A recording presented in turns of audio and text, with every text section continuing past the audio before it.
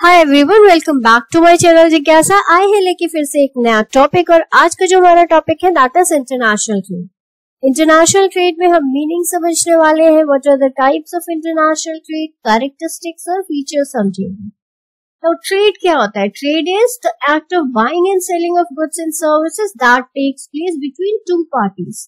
Buyer and seller होना चाहिए, वो कैश में भी कर सकता है, टाइम में भी ट्रांजैक्शंस कर सकता है, या बाइंग एंड सेलिंग कर सकता है।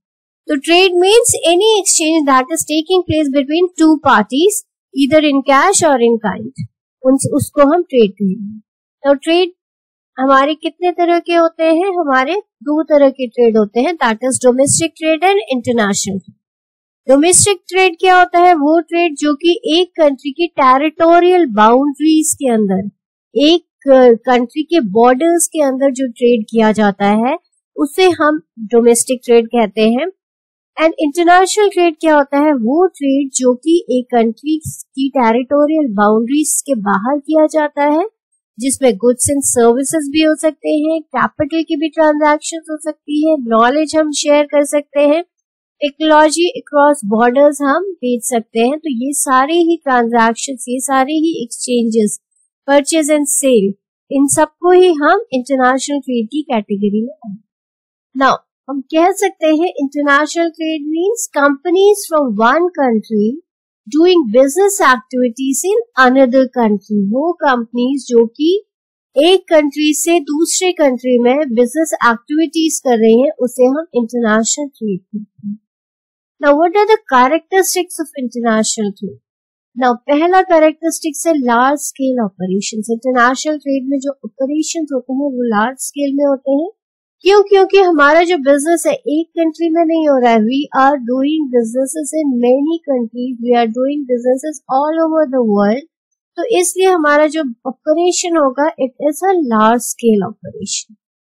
दूसरा है हमारा अर्न्स फॉरेन एक्सचेंज। जब भी हम इंटरनेशनल बिजनेस करते हैं, हर कंट्री की एक डिफरेंट करेंसी होती है, तो इंटरनेशनल ट्रेड के थ्रू एक कंट्री में फॉरेन करेंसी आती है। We earn foreign currencies which is needed by the country. Third हमारा इंपॉर्टेंट कैरेक्टरिस्टिक्स है दैट इज हाई रिस्क। जो इंटरनेशनल बिजनेस होता है बहुत हाई होता है, उसमें बहुत हाई रिस्क होता है, बिकॉज बहुत सारे कारण होते हैं हाई रिस्क होने के। पहला तो बहुत पैसा इसमें लगता है, ह्यूमन रिसोर्स बहुत सारे इस बिजनेस में लगते हैं।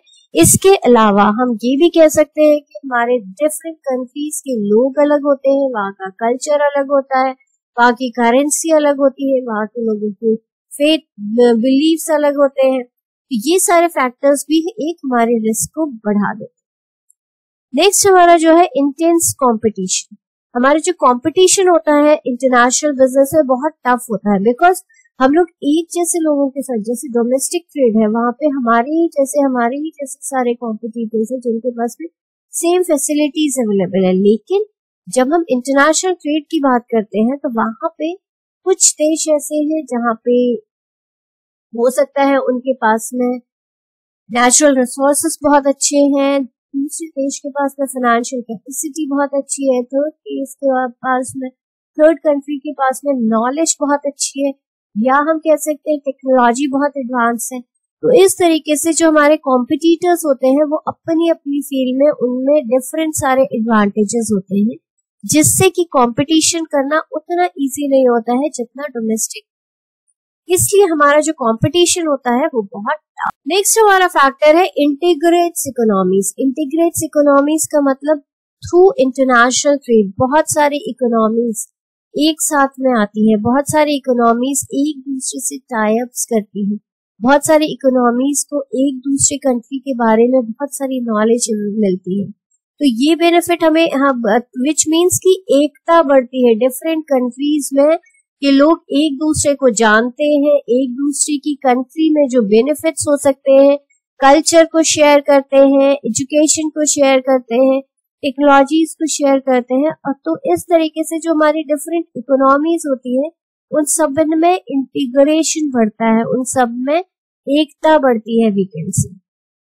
नेक्स्ट हमारा जो इंटरनेशनल मार्केट होता है बहुत हिट्रोजीनियस होता है, which means it is not homogeneous.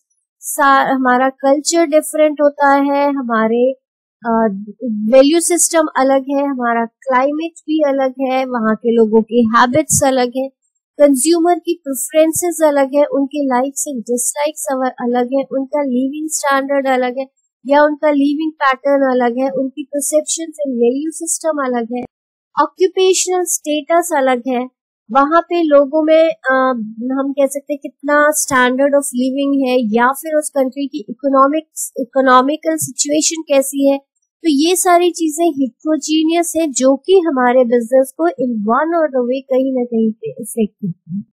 हम कुछ एग्जाम्पल्स लेते हैं। आजकल के ट्रेंड में एप्पल, तो आप सब लोग एप्पल कंपनी को तो अच्छे से जानते होंगे।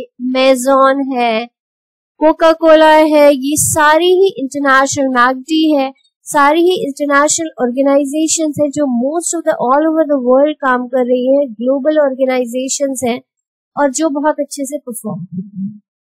नाउ होप आप लोगों को ये वीडियो बहुत अच्छे से समझ में आया होगा। लाइक कीजिएगा, सब्सक्राइब कीजिएगा, शेयर करिएगा। Thanks for supporting.